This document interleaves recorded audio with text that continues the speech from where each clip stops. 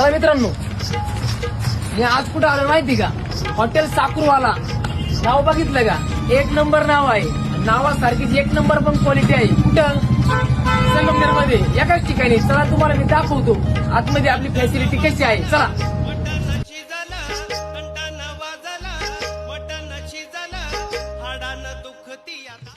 जत्रा बघा, आतमध्ये बघा.